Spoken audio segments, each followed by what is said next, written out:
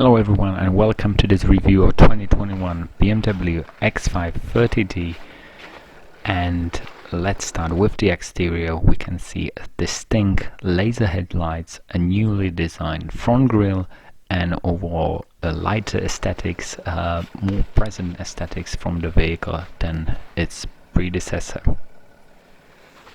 This generation came after 5 years of refreshing the previous generation, but it is completely new with many new designs of the wheels, here equipped with the 20-inch winter tires. Overall length is 5 meters, wheelbase is nearly 3 meters, and the width of the vehicle is 2.2 meters, so quite strong and powerful presence on the road from this manufacturer's X5. This generation has much improved off-roading capabilities compared to its predecessor. Now the xDrive is more suited also to the off-road situations, and thanks to a package that you can option, it has a rear lockable differential and torque vectoring on each wheels, helping you to cross the terrain. Paired with a newly developed air suspension, it can be raised up to 28 centimeters of ground clearance. If the front wheels get stuck, there is a sensor to measure that, but the vehicle is more towards the on-roading, but you can take it off-road, of course, if you want to. Comparing to Q7 is better off-road when you want it, or Range Rover, definitely that is the other league, but the GLE without the off-roading package is worse than this X5. Also helping that is the engine, which you can see in our example is the 3-liter diesel inline 6-cylinder. I will talk that about more in the driving portion of the video, so stay tuned.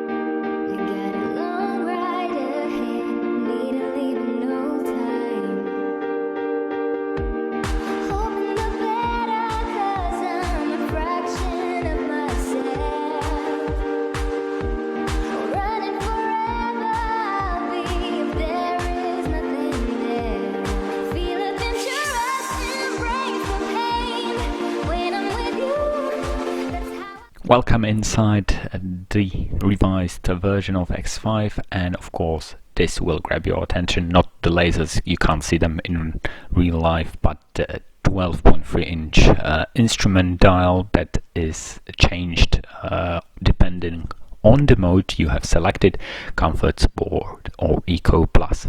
There is also an optional heads-up display, now fully digital and with nice color reproduction. The steering wheel itself can be heated, but is quite thick to hold. BMW has stepped up its game in terms of the quality of the materials used in this generation of X5. You can see many shiny bits of trim, this silver or rather Swarovski crystal gear selector. In the rear you have also the option of 4-zone climate control, but the rear seats are quite uncomfortable. It's like a bench there. The bench there can be split 40-20. 40 at the press of a button, that is good.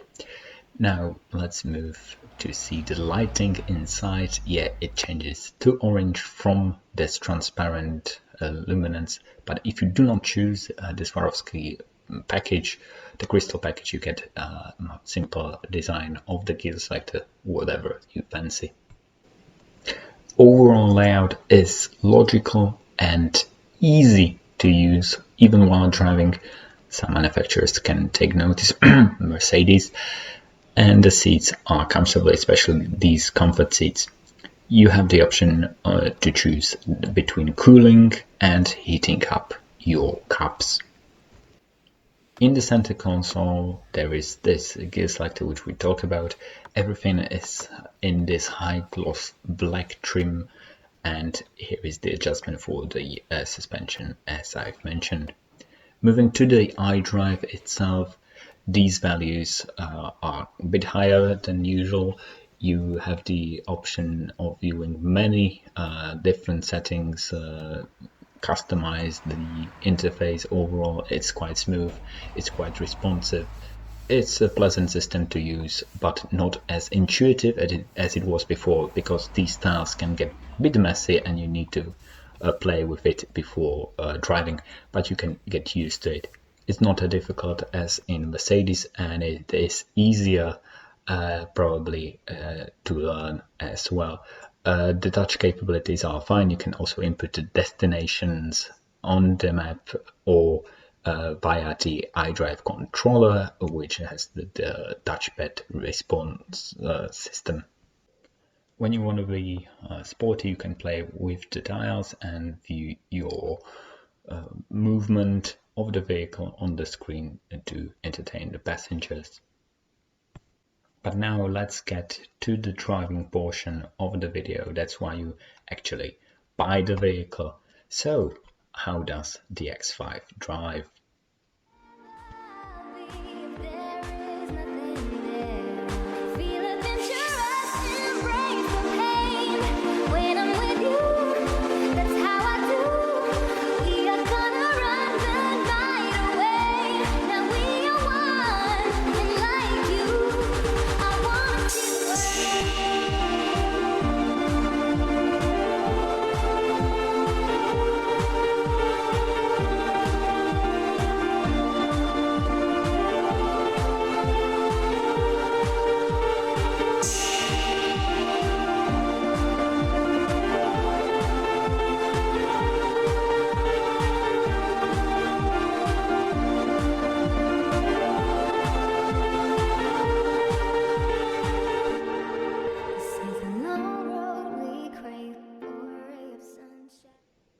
On the road, the vehicle is stable as you would expect from BMW. It has the tendency to slightly oversteer when you push it too hard. Visibility from the rear isn't that bad, and noise insulation levels are quite acceptable even on highway motor speeds. The engine, with the optional package to enhance sound, has a nice sound characteristic to it. It is definitely not too powerful for this vehicle. It could handle a bit more of the chassis could, as is the case in BMW X5 M. You should expect the fuel economy to be around 7 to 9 liters per 100 kilometers. The peak power comes at 4000 RPM, 195 kilowatts or 265 horsepower, and allows the vehicle to accelerate from 0 to 60 in 6.5 seconds, and that is a really realistic figure. Steering is relatively precise for this type of vehicle, similar to the Porsche Cayenne, and I really do like that the pedals are made from aluminium, not like plastic in Audi models.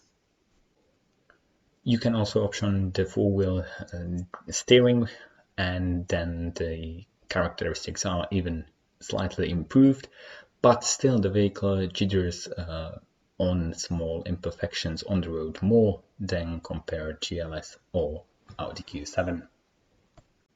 Overall, it is more sporty oriented and not that comfortable for the passenger, especially in the back, where you will really struggle, especially adults, for longer journeys. Also, surprisingly, you sit quite high up in the vehicle, so you have the feeling you are sitting on the vehicle rather than in the vehicle itself. Thank you guys very much for watching. If you have any questions, subscribe and I will answer each one of them. Thank you. Have a nice day. Goodbye.